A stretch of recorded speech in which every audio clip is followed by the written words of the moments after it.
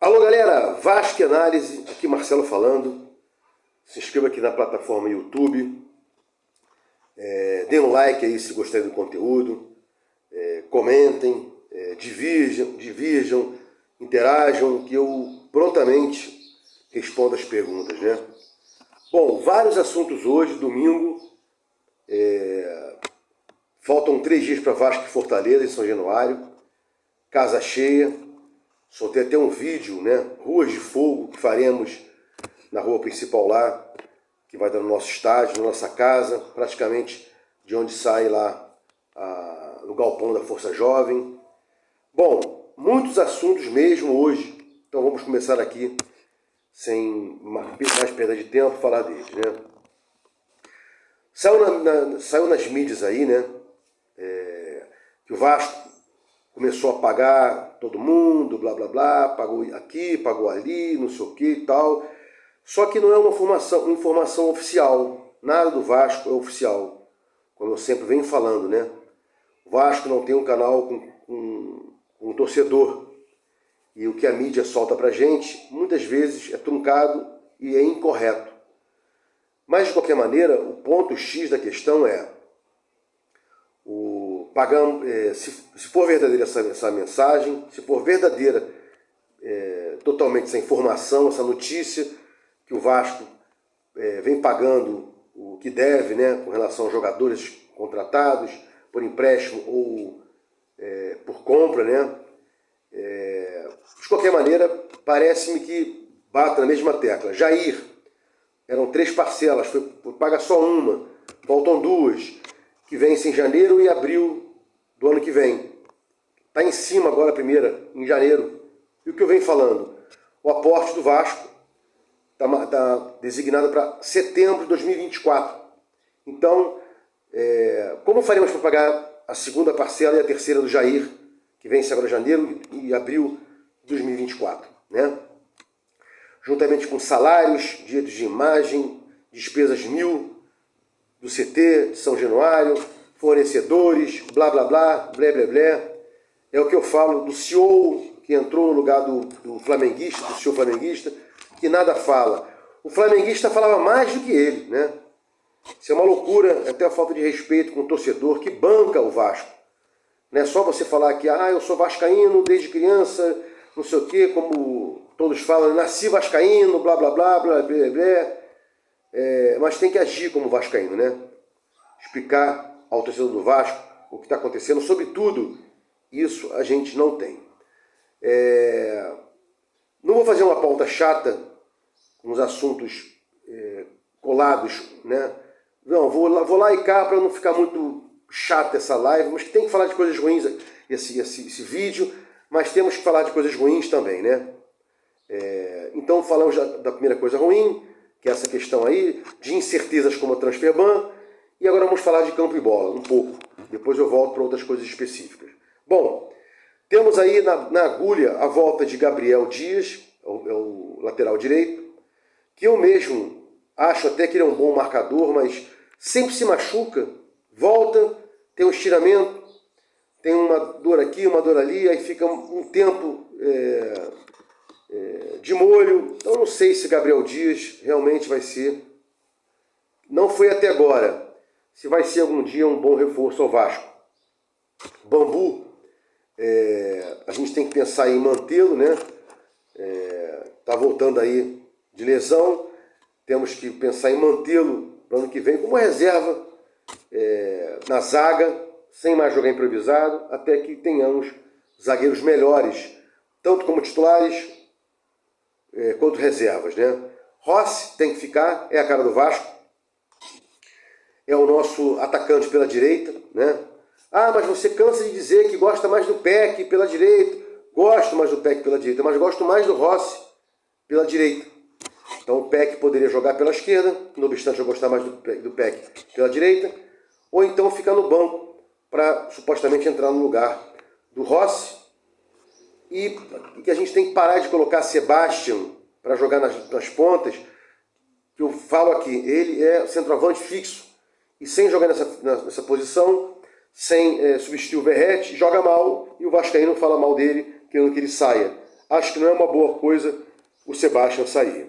Bom, voltando aqui à questão das coisas chatas, né, que não é campo e bola, as coisas chatas que não são campo e bola, a gente vê na mídia aí que o presidente do Flamengo está soltando notas dizendo não, estamos muito adiantados para que a gente obtenha uma nova TPU e blá blá blá, blá blá blá, culpa do Vasco, vem falando isso aqui direto, que não judicializou a licitação para que impeça o governador de soltar TPUs, há vários argumentos disso e de aquilo, né?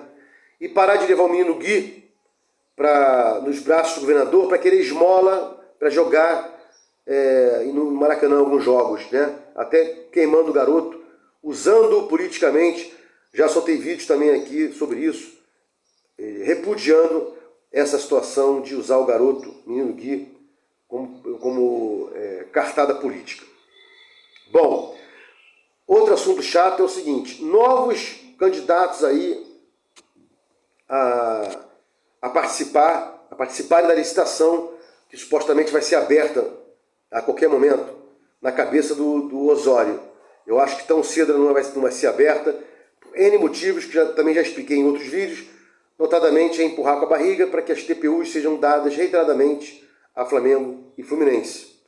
Esses novos gestores são os donos do Mané Garrincha, podem aparecer outros, mas o Vasco não tem medo, não tem que ter medo de concorrente, tem que apresentar uma boa proposta, com preços melhores e blá blá blá, para que possa ganhar a licitação sem medo de outros concorrentes. Bom, Everton está sendo comprado pela 777, o que está pegando agora é que a Premier League ainda não deu a resolução para que o Everton possa jogar pela Premier League com a 777 como sua SAF, então estamos no aguardo aí disso. Mas já aviso de antemão aqui, notícias 1000 sobre o Everton poderá usar jogadores do Vasco, blá blá blá, blá blá, e youtubers com bastante inscritos, jornalistas, garantiram, Vasco é a flagship. O que é a flagship? É o principal investimento de uma SAF. Então o Vasco seria o número 1 da SAF 777. E se o Everton for comprado, acho que também deveria continuar sendo o número 1. Agora, já aviso, comecei a avisar, parei, vou voltar a avisar agora. Se o Vasco não for flagship, como Flávio Dias da Atenção Vasqueiros afirmou, como Dieguinho do Futebolaço afirmou, como Mário Coelho do canal Mário Canja Coelho afirmou, como Fábio Azevedo do canal Fanático Vascaíno avisou, eu vou atrás de vocês e vou reclamar aqui todos os dias com relação a essa conduta de falar uma coisa e essa coisa não se concretizar. Vocês afirmaram isso. O Vasco vai ser a flagship. E volto a dizer aqui, foram a favor da venda para a SAF, do futebol do Vasco, depois foram a favor da venda do futebol do Vasco para a SAF 77, que são duas coisas diferentes, vender para a SAF é uma, vender para essa SAF que está aí é outra, e com o argumento de que o Vasco seria flagship, que não seria algo próximo que o Botafogo foi, quando cedeu um Botafogo lá pro Lyon, salvo engano, e teve uma queda de rendimento aí, e depois voltou a ter um rendimento bom, está aí com 9 pontos sobre o segundo colocado, mas o Vasco não quer ser o segundo, porque assim foi dito para o torcedor que vota, para o vascaíno, que poderia confiar na SAF, que o Vasco seria flagship. Então, olho vivo em vocês todos aí, inclusive o Osório, o advogado que eu nunca lembro o nome dele, e o Salgado também vão ser responsabilizados por isso, por essa falácia aí, né? Bom, ontem houve um jogo bom para o Vasco, empate entre Cruzeiro e Cuiabá. O Cruzeiro não desgarrou, Cuiabá muito menos. Então o Vasco, se ganhar o próximo jogo, vai a 30, fica bem próximo de Cuiabá e Cruzeiro. Então é bom que os times que estão à frente da gente não se desgarrem, o Vasco consiga vencer seus jogos e os outros times empatam ou percam, né?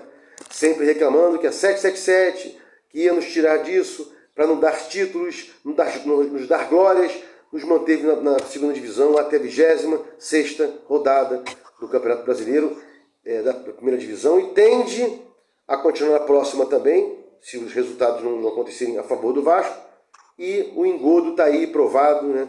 Foi concebido pelos canais, pelos jornalistas, né? Não, é a única solução, o Vasco fecha as portas, nada mudou, né? Trouxemos jogadores mais caros, com salários em dia, primeira divisão, zona de rebaixamento. Ano passado, jogadores mais baratos, salários mais ou menos em dia, zona de rebaixamento. Então não muda nada. Inclusive estava na segunda divisão. Não ia mudar nada, né?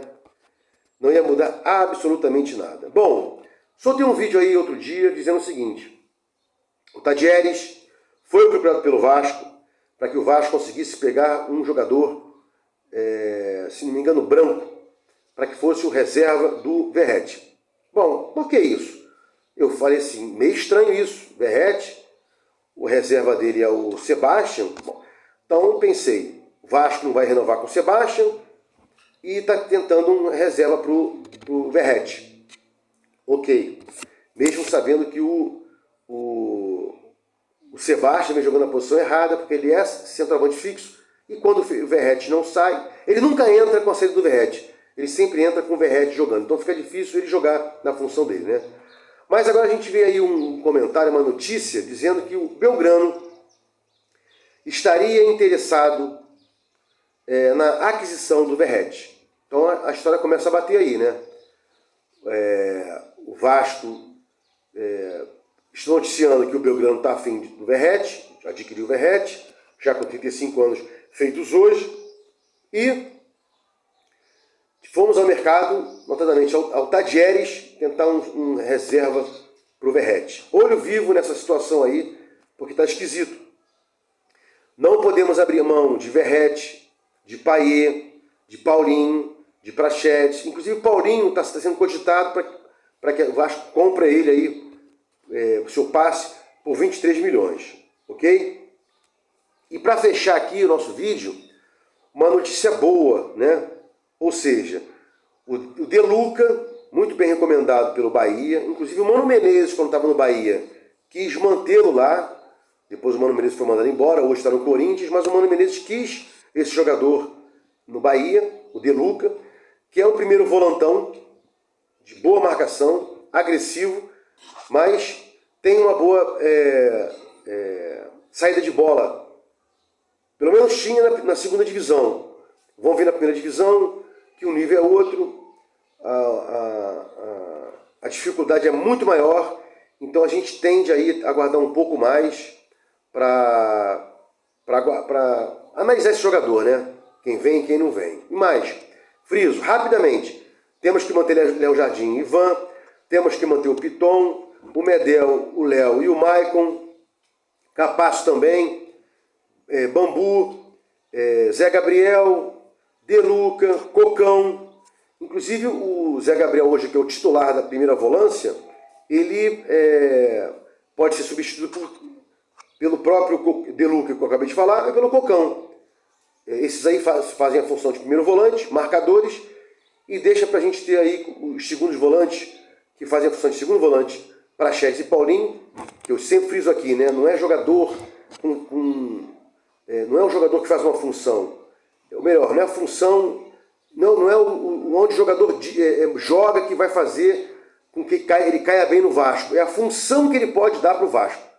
Então hoje a gente pode ter dois jogadores que façam a segunda volância, junto com o primeiro fixo, que é o Zé Gabriel, para fazer um tripé na marcação, e podemos ter dois apoiadores na fase ofensiva, Prachedes e Paulinho. Então o jogador pode ter mais de uma função, fazer a parte da volância, fazer a parte do apoio, chutar de fora da área, coisa que o Vasco não faz pouco. Quando faz, até anula o nosso gol, né? Porque o Paulinho fez um lindo gol contra o Palmeiras, um gol lícito que anularam, né? Então o Vasco chuta pouco, quando chuta e faz gol, anulam, mas é por aí que é o pensamento do ano que vem, como eu sempre fiz aqui, né? Manter um esqueleto e adquirir novas peças. Fiquem com Deus, Vasco e análise, e até o próximo vídeo.